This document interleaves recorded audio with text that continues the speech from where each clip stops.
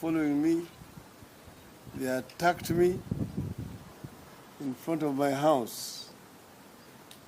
And I was admitted at Nairobi Hospital following that attack.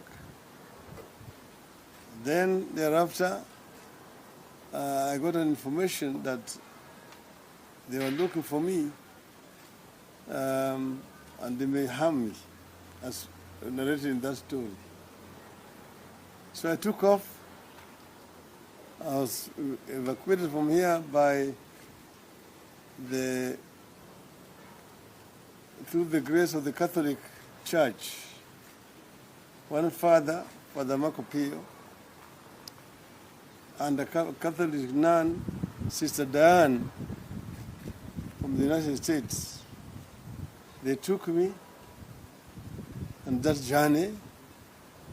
Early in the morning, the father was wearing a collar, the sister was wearing white, and myself was being carried also with a collar, and my name was Father Augustine from Machakos. That's how the name had been given.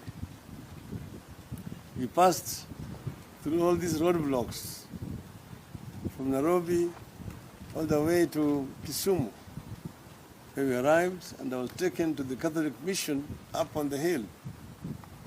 Again, introduced there as Father Augustine. After a meal in the evening, I was transferred to another mission called Rangala Mission in Ugenya. From there, I was taken home and kept in a house where nobody knew I was present. Then I was taken from there late in the afternoon to the beach, one of the deserted beaches of Bondo, called Sirongo Beach. From Sirongo, I boarded a makeshift boat. She was being paddled to an island called Dede Island. It is on Dede Island where I met Robert and the team. The guy who had organized this mission was called Hezron Orori. He's late now. And there were some Ugandans who were available, who had come by. These were businessmen. They were bringing timber and so on to Kenya, and then going back with the manufactured products. They would take clothes, they would take sugar, they would take mattresses and so on. So these are the people who now gave us a ride. And we were in that boat with my friend. I've never met him since that time up to today. And we traveled on that DG. It was night, so they were navigating using the moon and the stars. And we were traveling parallel to the shores until we passed what they call the Mageta Island. And we sailed until we saw a boat which was moored in the lake. And we were told that was a Ugandan boat. So we're now in Ugandan waters. Because if you had been arrested on the side of Kenya, you'd be taken back. So after that, it started raining very heavily. And it was just an open boat. It was raining on us, and there was a sick woman we were carrying in the boat. So I took out my jacket I was wearing, and I went and covered this sick lady. And we went like that until these guys, in that darkness, they managed to steer the boat right to the beach. It was about a 20-mile long island, but they knew exactly where to dock.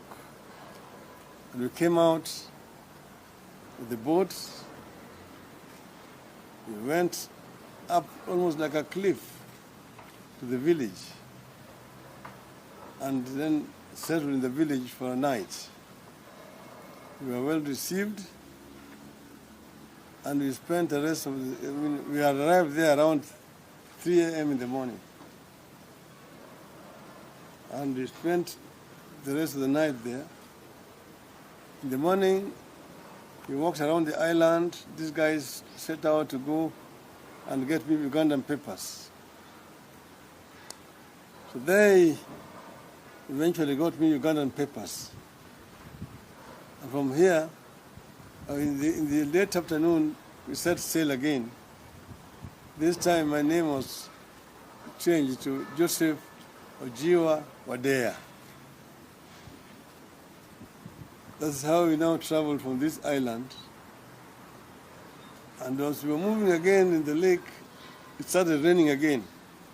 We went on to another island where we found one person living alone on that island with his family. It's a Kenyan, a relative of the late Robert Ouko at that time. He welcomed us, gave us shelter and comfort until it stopped raining. Then we continued our journey until we arrived at our destination, which was we docked at a shore parallel to Ugandan town called Iganga. So we spent the rest of the night. We arrived there after 2 a.m. And the following morning, we went to Iganga, took a taxi, drove up to Jinja. We changed into another taxi, and at the entrance to Owen Falls Bridge, we found a roadblock, and they were expecting identification. And they saw my name, Joseph Ojiwa there, and I had also certificates of tax called Misolu. I had paid my taxes for the last 3 years. So they waived us to pass. That's how we entered into Kampala.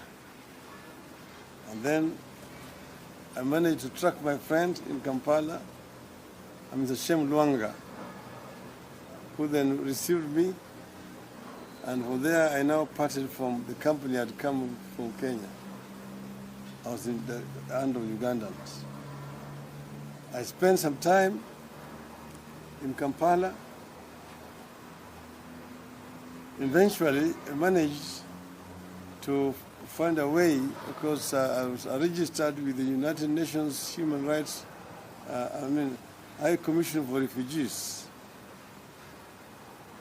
And until they managed to get me a country of adaptation. And through a good Samaritan friend, I managed to get an air ticket to travel. They were again looking for me in Uganda, and I had to be camouflaged again. So here I departed as I was a Ugandan Muslim on a kanzu, and my name was now Haji Omar, a Muslim who was going on pilgrimage to Makkah. And that's how I boarded the plane from Entebbe to Amsterdam, and then on to Norway.